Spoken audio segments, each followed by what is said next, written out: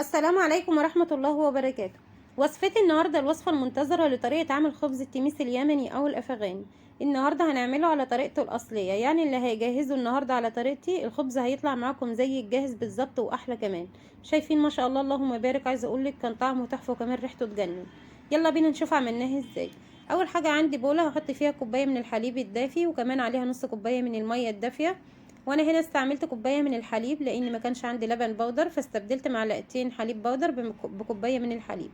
لو عندك لبن بودر يبقى هتضيفي كوبايه ونص من الميه الدافيه.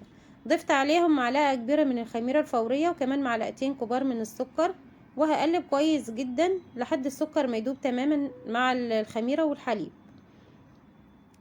لو انت متأكدة من الخميرة بتاعتك يبقى هتشتغل على طول، لو اول مرة بتستعمليها يبقى هتركنيها 10 دقايق وهتسيبيها لحد ما تشوفي تفاعل الخميرة.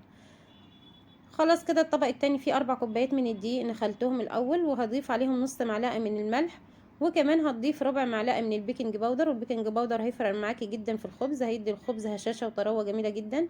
الخبز هيبقى معاكي زي البسكوت كده مقرمش من بره وطري من جوه، هيبقى جميل جدا.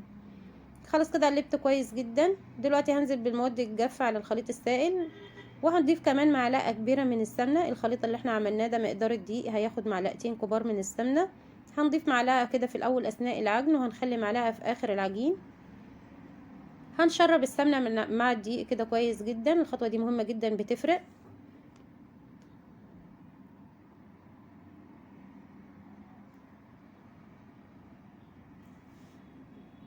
وخلاص كده بعد ما شربت السمنة دلوقتي هبدأ أعجن، ومدة العجن هتكون 10 دقايق مش أقل من كده عشان تاخدي نتيجة حلوة.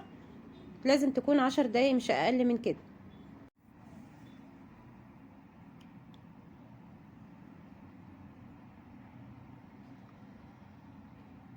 هحط كوبايه جنبي فيها نص كوبايه من الميه وهبل ايدي واعجن، مش هضيف ميه تاني، انا ببل ايدي بس لحد ما احصل على عجينه لينه مش بتلزق. شايفين بالطريقه دي؟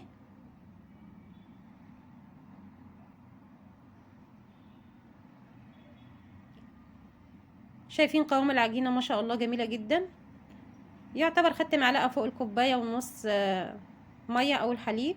دلوقتي هنضيف معلقه تاني من السمنه وهنشرب السمنه كويس جدا مع العجينه. وخلاص كده العجينه بقت جاهزه معايا، شايفين قوامها ما شاء الله اللهم بارك، لينه بس مش بتلزق في ايدك. دلوقتي هغطيها وهسيبها لحد حجمها ما يتضاعف مرتين.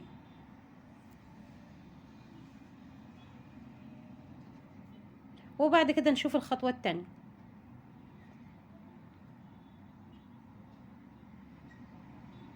خلاص كده العجينة كانت اختمرت وحجمها تضاعف.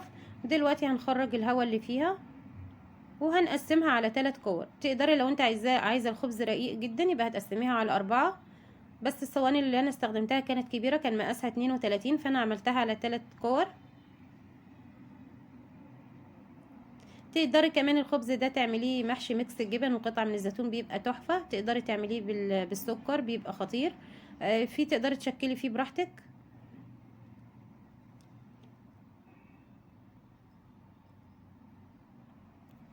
خلاص كده شايفين حجم الكرة كده مناسب جدا على حجم الصينية. هغطيهم وهسيبهم 5 دقايق بس يرتاحوا عشان نفردهم بسهولة. ودلوقتي كان عدى 5 دقايق هفردها بايدي بالشكل ده. شايفين ما شاء الله العجينة بتتفرد بكل سهولة، ما بتتعبكش في الفرد لان العجينة عجناها كويس، وكمان معلقتين السمنة بيفرقوا جدا في العجينة. الخبز ان شاء الله هيطلع معاكي تحفة. السر في بربع معلقة البيكنج باودر ومعلقتين السمنة بيفرقوا معاكي جدا في طعم الخبز وكمان في طراوته. بيخلي البيكنج باودر بيخلي الخبز معاكي هش وطري جميل جدا، بيبقى مقرمش من بره وطري من جوه، بيبقى تحفة. ان شاء الله تجربي الطريقة دي وتعجبك جدا. خلاص كده بعد ما فردته حاولي تخلي الاطراف بتاعه الخبز اعلى من النص. دلوقتي هنجيب معلقتين من الحليب هندهن بيها الخبز كويس جدا عشان ياخد لون ذهبي في الفرن. وادهني الاطراف.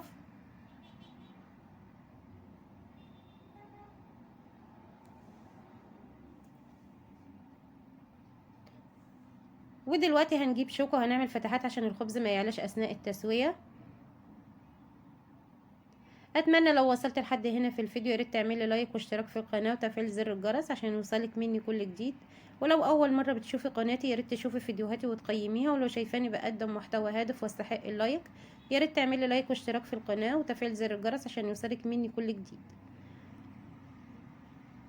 خلاص كده بعد ما عملنا فتحات بالشوكه او هنرش دلوقتي رشه من حبه البركه وكمان رشه من السمسم وهندخلهم الفرن. دلوقتي هنعمل واحد بالسكر. بعد ما فردته جبت معلقه من السمنه ومعلقتين من الحليب ودهنت الخبز عادي جدا. دلوقتي بدهن في معلقه من السمنه وهنعمل فتحات بالشوكه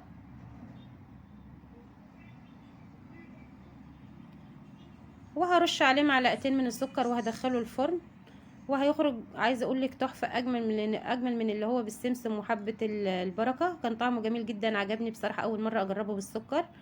وده شكل الخبز بعد ما دخل الفرن وخرج، شايفين جميل جدا. اتمنى ان شاء الله تجربوا وصفته وتعجبك. شايفين كمان التسويه خطيره، الخبز مقرمش من بره وطري من جوه، جميل جدا. اتمنى ان شاء الله تجربيه، ويا ريت لو الفيديو عجبك لايك كتير واشتراك في القناه، واشوفك في فيديو جديد وباي.